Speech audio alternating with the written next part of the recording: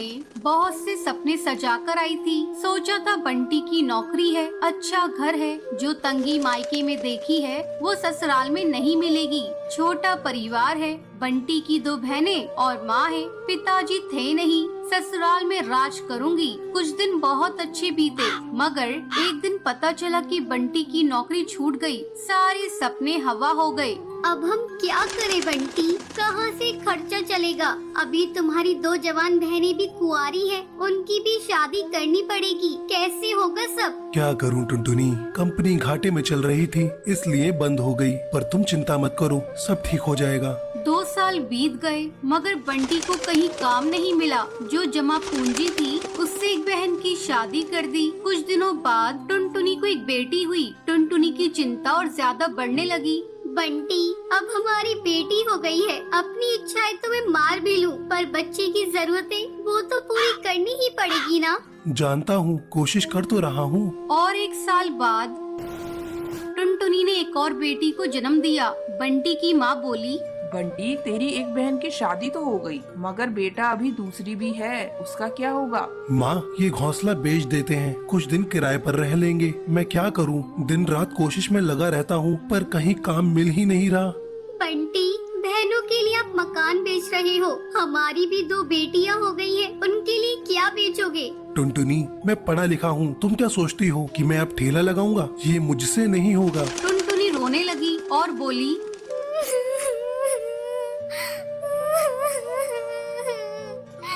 तो क्या मैं अपने बच्चों के लिए 10 रुपए के अनाज के लिए भी तरसती रहूं? दोनों बच्चियां दाने के लिए रोती रहती हैं। क्या पानी से उनका पेट भरती रहूं? जब तक कोई नौकरी नहीं मिलती तब तक तो कुछ कर ही सकते हो, या मुझे ही काम करना पड़ेगा? नहीं, हमारे घर की बहू बेटी बाहर काम नहीं करती।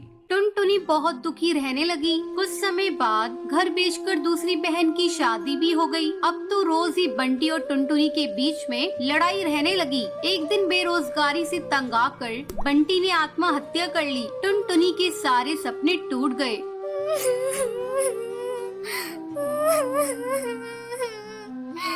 मैं बिल्कुल अकेली हो गई हूँ। अब जिम्मेदारी टुनटुनी के सर पर थी।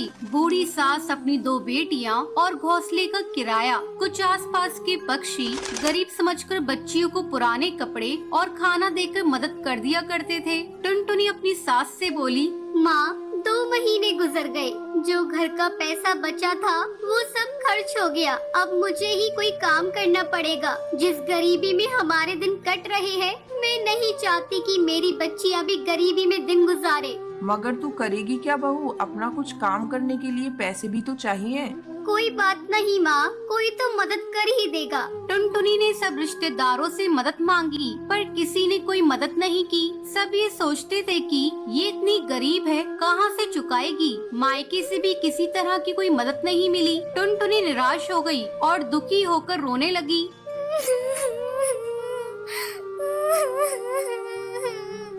मैं अपने बच्चों को भूखा नहीं मरने दूंगी, कुछ ना कुछ करूंगी, पर इतने पैसों में क्या काम करूं? एक दिन उसे उसके ही जंगल का एक चिड़क गोलू मिला। वो टुनटुनी की शादी से पहले टुनटुनी को बहुत पसंद करता था, लेकिन उससे कभी कुछ कह नहीं पाया था। अरे टुनटुनी, कैसी हो तुम? और यहाँ कैसे? और ये क्या हाल बना रखा है तुमने अपना? गोलू, मैं ठीक हूँ, यहाँ पास में ही मैं किराए पर रहती हूँ। मगर पति तो नौकरी करते थे, फिर किराए पर कैसे?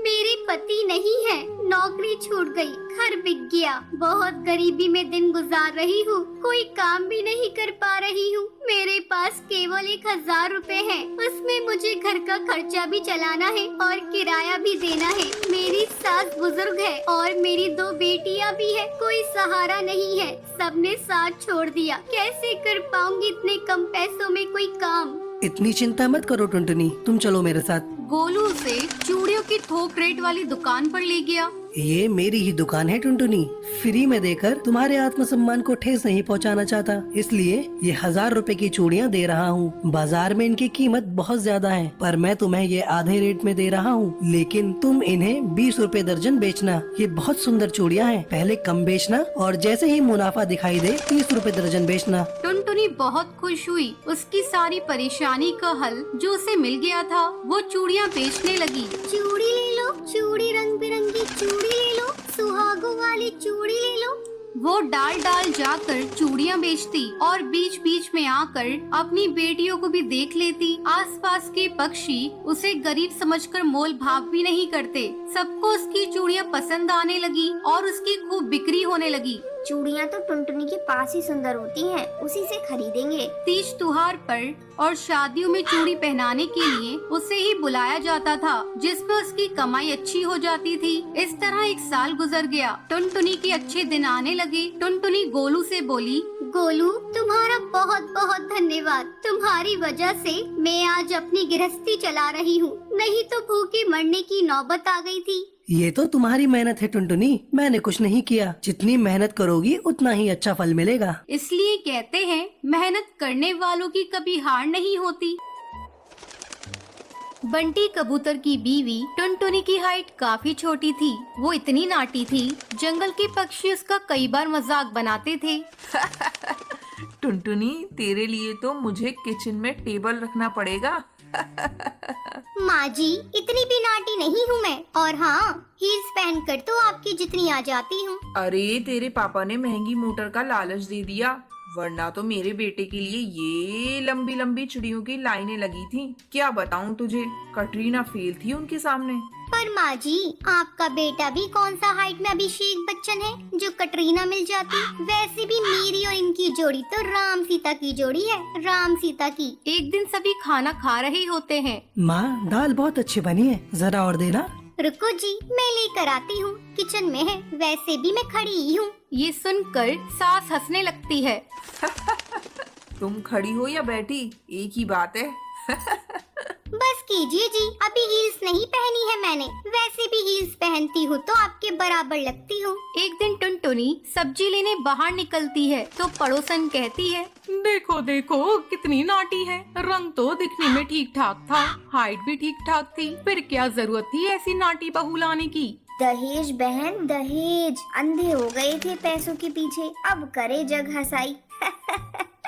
दोनों की बात टुनटुनी सुन लेती है और उसे बहुत गुस्सा आ जाता है। आंटी जी, एक बात बताओ, मेरे पापा के पास पैसे हैं, उनको अच्छी लड़की की तलाश थी, ये पसंद आए और शादी हो गई। इसमें मेरा क्या कसूर, ये जो आप लोग मुझे सुना रही हैं? अरे नहीं नहीं टुनटुनी, हम तो तेरी सास की बात कर रही थी। कितनी लालची औरत है। देखिए, वो लालची नहीं है, पर उनके कुछ शौक है जो वो अपने बेटे से पूरा करवाना चाहती है। और देखा जाए तो उसमें उनकी गलती भी क्या है भला। और इन्होंने मुझसे शादी की है तो जरूर कुछ न कुछ अच्छाई नजर आई ही होगी ना। और अब ना मैं आपकी बहू हूँ और ना ही आपके रिश्तेदारों को मुझसे मिलना है। फिर ये बात समझ नहीं आई कि आप इतना परेशान क्यों हो रही हैं। ये बोलकर टुनटुनी वहाँ से निकल जाती है। टुनटुनी, चलो जल्दी से तैयार हो जाओ, हम लोगों को पार्टी में जाना है। टुनटुनी तैयार होकर पार्टी में जाती है, जहाँ बंटी का दोस्त उससे कहता है, अरे बंटी, तू कितना लकी है यार। तेरी बीवी की हाइट इतनी कम है कि